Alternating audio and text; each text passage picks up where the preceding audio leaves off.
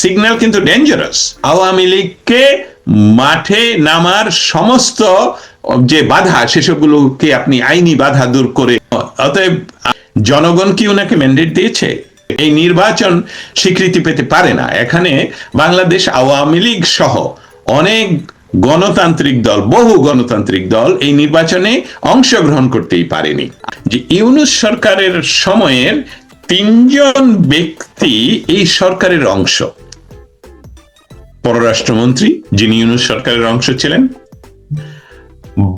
ইউনূস সরকারের প্রধান আইন কর্মকর্তা, এখন আইনমন্ত্রী এই সরকারের, হ্যাঁ, এই ধরনের, এবং ইউনূস সরকারের স্বরাষ্ট্র সচিব, বর্তমানে মন্ত্রী পরিষদ সচিব। এই যে 3টি জায়গায় ইউনূস নিজে অবস্থান করছেন, উনি নিয়ন্ত্রণ করছেন বাইরে থেকে, এবং 3টি জায়গা খুব ইম্পর্টেন্ট: আইন মন্ত্রণালয় এবং যেটা হলো পররাষ্ট্র মন্ত্রণালয়। আর আওয়ামী লীগকে সরাসরি নিষিদ্ধ রেখেই নির্বাচন হয়েছে, যেটা বাংলাদেশের, আমি যদি কনজারভেটিভলি বলি, তাহলে হবে 40% ভোটারদের, তাদের পছন্দের রাজনৈতিক দলকে নিষিদ্ধ করে নির্বাচন করা হয়েছে। সেখানে তারেক রহমানকে যদি এই যে 3টি জিনিস দেখালাম, যেটা দৃশ্যমান, 3টি পদ, 3টি সরকারি জায়গা, তার বাইরে কি আরো অন্যান্য জায়গায়, আমি বলবো এই ট্রাইব্যুনাল সহ বিভিন্ন জায়গায় যে এই মব সম্রাট ইউনূসের লোক এখনো বিদ্যমান, তাতে কি আইনের শাসন আসলে উনি ফিরিয়ে আনতে পারবেন? যদি না ফিরিয়ে আনতে পারেন, তাহলে তাদের দ্বারাই, এই ইউনূস এবং জামায়াতে ইসলামী শিবির গং দ্বারাই, কারণ তারা কিন্তু এখন প্রতিনিয়ত এই আঙ্গুল তুলে বলছে আমাদের এক আঙ্গুলের ইশারায় নাকি আবার এই সরকারের পতন হবে।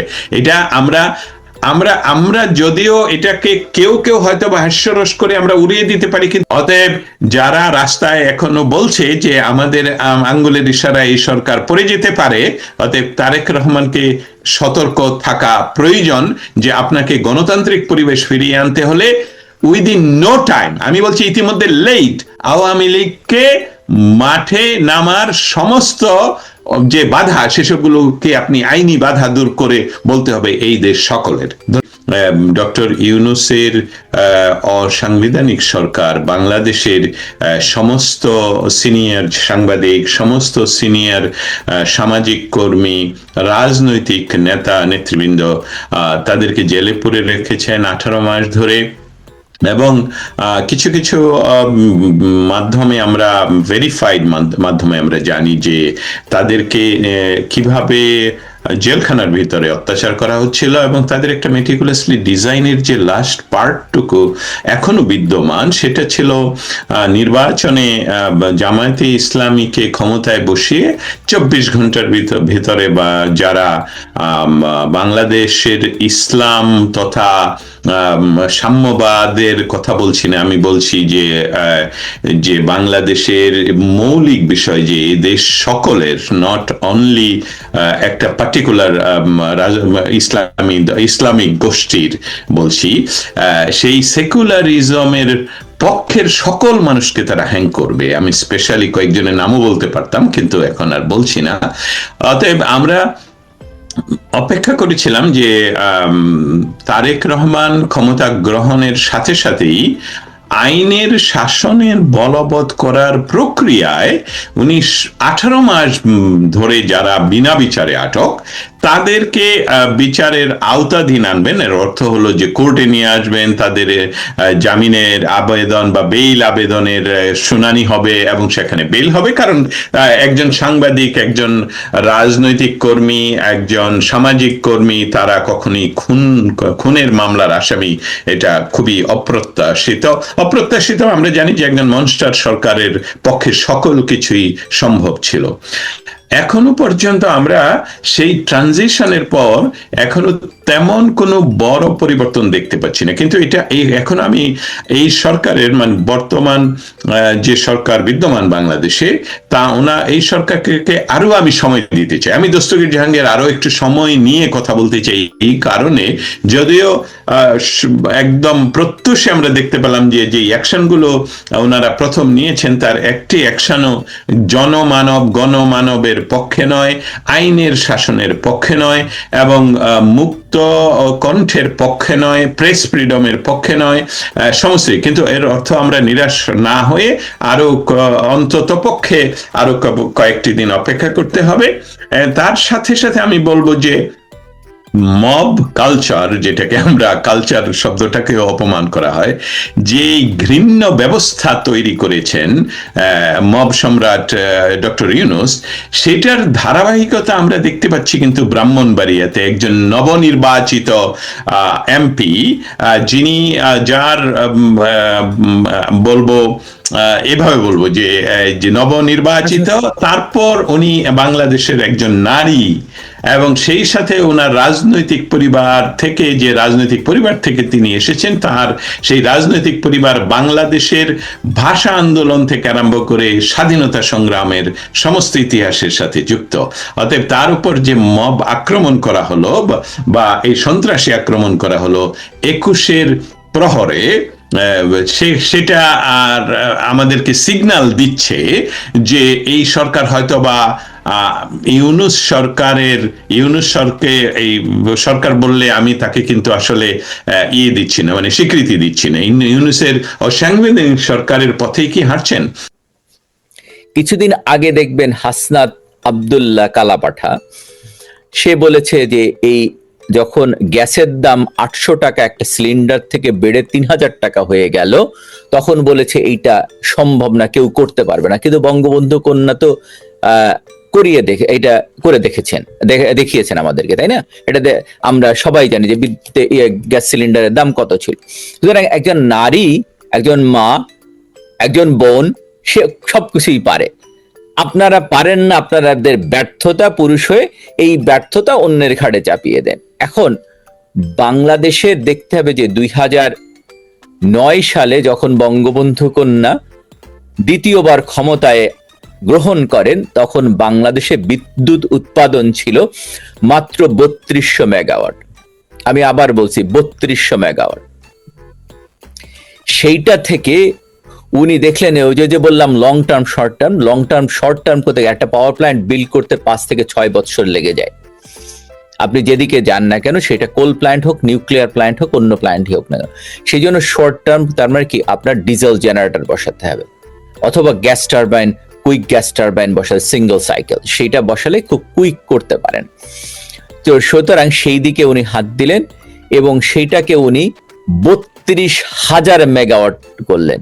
উনি যেদিন ক্ষমতা ছেড়ে দেন, এর বাইরে মাতারবাড়ি, রূপপুর পারমাণবিক বিদ্যুৎ কেন্দ্র এবং আপনার যেটা সুন্দরবনের পাশে সেইটা বাদ আছে, সেটা ছাড়া দেখেন 32,000 কোথায় নিয়ে দাঁড় করিয়েছেন। যার কারণে প্রতিটা অঞ্চলে, প্রতিটা বিভাগে, দেখেন আগে যেটা বিভাগগুলি ছিল, একটা ইপিজেড হয়েছে না কিছুদিন আগে। এই তারেক রহমান বাংলাদেশ সম্পর্কে না জানার অর্থ কোথায় এসে দাঁড়ায়।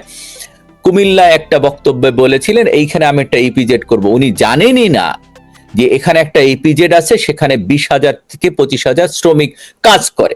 মানুষ বিদেশে যায়, এনলাইট হয়, অন্যদের সঙ্গে মিশে তথ্য সংগ্রহ করে, তারপরে বক্তব্য দেয়। কিন্তু উনি কোনো কিছু জানেন না। ওনার যোগ্যতা দেখেছেন আপনারা, নির্বাচনী ইশতেহারে দিয়েছে। সুতরাং এর বাইরে দেখেন, আজকে যে মেট্রো রেলটা চালু হয়েছে, যদি বিদ্যুৎ না থাকতো তাহলে এই মেট্রো রেল চলতে পারতো না। আপনি মনোরেলে যাবেন, সেখানেও বিদ্যুতের দরকার। সুতরাং যতগুলি ইপিজেড হয়েছে, বিকজ অফ এই বিদ্যুৎ সেক্টরে হিউজ ইমপ্রুভমেন্ট এন্ড ইনভেস্টমেন্ট হয়েছে। দেখেন, রূপপুর পারমাণবিক বিদ্যুৎ কেন্দ্র বাংলাদেশের একটা সফল প্রজেক্ট। এই প্রজেক্ট যখন চালু, উনি ক্ষমতা হস্তান্তরের আগে পর্যন্ত যে চালু হয়ে যাবে, তখন AIA international atomic energy regulatory commission, যেটা তারা এই তদারকিটা করে, যে তারা বিভিন্ন জায়গায় কোথাও নিউক্লিয়ার পাওয়ার প্ল্যান্ট হলে ওইটা ইনভেস্টিগেশন করে। তো যার জন্য বাংলাদেশে ওরা আসলো, এবং বাংলাদেশে প্রতিটা দেশেই দেখবেন নিউক্লিয়ার রেগুলেটরি কমিশন আছে একটা, তারা সব নিউক্লিয়ার পাওয়ার প্ল্যান্টগুলি তদারকি করে। তো বাংলাদেশে এটা করে অ্যাটমিক এনার্জি কমিশন। সুতরাং তখন অ্যাটমিক এনার্জি ওদেরকে ডাকলো, এবং ডাকার পরে তারা একটা তদন্ত রিপোর্ট দিল, বলল যে এই সেক্টরে তাদের ইমপ্রুভমেন্ট দরকার, বিশেষ করে সেফটি অ্যান্ড ফায়ার, দুইটা দিচ্ছে, এবং যার জন্য প্রায় $1 বিলিয়ন ইকুইপমেন্ট দরকার এটাকে ঠিক করার জন্য। এই গুলা শিপমেন্টের মানে আপনার যদি কার্গোতে আসে তারা অনেক সময় লাগে, যার জন্য প্লেনে এইগুলিকে আনা হলো। এবং আমরা দেখলাম গত ইনুস মবের জনক, খুনের জনক ইনুস, এইটা এয়ারপোর্টের যখন পৌঁছালো, কার্গো ওখানে আগুন ধরলো এবং পুড়ে শেষ হয়ে গেল। ওখানে দমকল বাহিনী ছিল এটাকে নেভানোর চেষ্টা করেন। $1 বিলিয়ন ইকুইপমেন্ট নষ্ট হয়ে গেল। এই প্রজেক্টের কাজটা পিছিয়ে দেওয়া হলো, কারণ এই প্রজেক্টটা সফল প্রজেক্টে বিফল করার একটা চক্রান্ত। আপনি দেখবেন আজকে ডেইলি স্টার খুললে দেখবেন যে লেখা আছে যে তৃতীয় টার্মিনাল, যেটা বঙ্গবন্ধু কন্যার আরেকটা সফল প্রজেক্ট, এই প্রজেক্টটা উদ্বোধন করবেন তারেক রহমান। তারা কিন্তু ক্রেডিট নেবে। বাংলাদেশের যত অবকাঠামো উন্নয়ন হয়েছে, ইন্ডাস্ট্রিয়ালাইজেশন যা হয়েছে, আমি মাঝে মাঝে এই কথাটা বলি যে আপনারা যতই বলেন ফ্যাসিস্ট, কিন্তু এটার নাম বাংলাদেশ থেকে মুছতে পারবেন না। কারণ ঢাকা শহরে প্রতিটা জায়গায় শেখ হাসিনা বার্ন ইউনিট। আপনি যখন ঘরের থেকে বেরোবেন, এটা করে কি, ঘরে বসে বলে শেখ হাসিনা ফ্যাসিস্ট। যখন ঘর থেকে বেরোয় মেট্রো রেলে উঠে, তখন বলে আগেই তো ভালো ছিলাম। অথবা যখন এলিভেটেড এক্সপ্রেসে ওয়ে উঠে, তখন বলে আগেই ভালো ছিলাম। তারেক রহমান আরো একটা কথা বলেছেন কয়েকদিন আগে, বলেছেন যে এই এলিভেটেড এক্সপ্রেস ওয়ে করা ঠিক হয়নি, কারণ এইটা মাত্র 26% মানুষ ব্যবহার করে। তা আমার কাছে, আমার প্রশ্ন ওনার কাছে, প্রশ্ন 1 নাম্বার প্রশ্ন, ঢাকা বিশ্ববিদ্যালয় এবং বাংলাদেশ বিজ্ঞান ও প্রযুক্তি বিশ্ববিদ্যালয়, যেটা বুয়েট নামে পরিচিত, সেইটা কত ভাগ মানুষ ব্যবহার করে? 0.7% মানুষ হতে পারে, এর চেয়ে বেশি তো না। তাহলে ঢাকা বিশ্ববিদ্যালয়, যেটা অক্সফোর্ড নামে পরিচিত, এবং বুয়েট যেটা, সেটাকে বন্ধ করে দেন। ওনার কথাই যদি আমি মেনে নেই, ওনার যুক্তিতে যদি মেনে নেই, তাহলে তো এইগুলি বন্ধ করে দেওয়া উচিত। এগুলো তো মাত্র 1% মানুষও ব্যবহার করে না। জি ভাই, আমার প্রশ্ন, আমি জানতে চাইছিলাম যেটা, সেটা হচ্ছে ধরে নেন ক্ষমতায় যাবার জন্য নানা ধরনের কথা উনি বলেছেন। এখন তো উনি ক্ষমতায় চলে গেছেন, এবং উনি মুক্তিযুদ্ধকে আফল করার চেষ্টা করেছেন একদম শেষের দিকের ক্যাম্পেইনে। এখন যে উনি চলে গেছেন, এখন যে উনি এই 3টা বিষয় নিয়ে কাজ করবেন, 3টা সেক্টরে উনি গুরুত্ব দিবেন, তার মধ্যে বিদ্যুৎ ও জ্বালানি সরবরাহ, এই সরবরাহটা আপনি কিভাবে দেখতেছেন, উনি কিভাবে করবে? আমরা তো আদানি থেকে আমি জানি যে আমরা বিদ্যুৎ আদানি, তার মানে নতুন প্রজেক্ট হাতে নিতে হবে। যে বললাম যে শর্ট টার্ম, যেগুলিকে আপনার একটা রিজার্ভ দরকার। একটা প্ল্যান্ট যদি কোনো কারণে ট্রিপ করে, তার মানে আপনার অন্য একটা শুরু করতে হবে। তার মানে আপনার 30% রিজার্ভ থাকতে হবে। প্রতিটা দেশে একটা রিজার্ভের অংশ থাকে 30%। আপনার যেগুলি, তার মানে নতুন প্রজেক্ট হাতে নিতে হবে, যেটা বিল্ড করতে হবে, যাতে আপনার নতুন এক্সট্রা পাওয়ার থাকে, যাতে আপনার ইম্পোর্ট না করতে হয়। আদানি থেকে বলেন, যে কোনো জায়গা থেকে ইম্পোর্ট, আদানিকে দিয়ে এই প্ল্যান্টটা করানো হয়, যে যাতে বাংলাদেশের এই বিদ্যুৎ সমস্যা না হয়। কারণ প্রতিটা জায়গায় যদি দেখেন, এই যে মেট্রো রেলের সঙ্গে যদি মনোরেলের কথা আসছে একটি, আবার নতুন 2টা লাইন মেট্রো রেলে যুক্ত করা হবে, যুক্ত করা তার বলা হচ্ছে তার ব্যয় দ্বিগুণ হয়ে যাচ্ছে। তাহলে আগে যে বলা হয়েছে দুর্নীতি হয়েছে, তাহলে দুর্নীতি হলে তার ব্যয় অর্ধেক ছিল কিভাবে, অর্ধেকের কম ছিল কিভাবে? এখন দুর্নীতি বেশি হবে, কিন্তু হচ্ছে ইউনুসের সময় আরো বেশি হয়েছে। কিন্তু আপনি যদি মনোরেল অ্যাড করেন, তাহলে বিদ্যুৎ দরকার। এই বিদ্যুৎ সমস্যার সমাধান করতে গেলে আপনার মেগা, তারেক রহমান তো বলেছেন উনি মেগা প্রজেক্ট নেবেন না, তাহলে মেগা প্রজেক্ট না নিলে বিদ্যুৎ কিভাবে উৎপাদন করবেন আমাকে বলেন? তাহলে উনি বিদ্যুৎ সম্ভব না। সুতরাং আগে আমি আমি একটা লেখা লিখছিলাম ফেসবুকে, তা অনেকে লিখেছে আমরা আমরা এখন হারিকেন খুঁজছি যে এইটা দিয়ে হয়তো চলতে হবে ভবিষ্যতে আমাদের। সুতরাং আপনি আপনার বাসার কথা চিন্তা করেন, আগে কোনো বাসায় টিভি ছিল না, টিভি থাকলেও একটা টিভি ছিল, এখন প্রতিটা মানুষের হাতে সেলফোন, প্রতিটা যে বাসায় 4 জন মানুষ আছে হয়তো 10টা কম্পিউটার আছে বা 5টা কম্পিউটার আছে, আইপ্যাড আছে। এই যে পাওয়ার কনজাম্পশন দিন দিন বাড়তেছে, এবং টেকনোলজি যদি ইমপ্রুভমেন্ট করতে চান তাহলে মানে আপনার পাওয়ার না থাকলে আপনার সেলফোনও থাকবে না, ইউটিউব বলেন, ফেসবুক বলেন, কোনো কিছুই থাকবে না, টিকটক বলেন, কোনো কিছুই থাকবে না। আপনার সবকিছুর সঙ্গেই পাওয়ারটা যুক্ত। সুতরাং পাওয়ার যদি নিরবচ্ছিন্ন পাওয়ার সংযোগ না থাকে, একটা দেশ অন্ধকার হয়ে যাবে।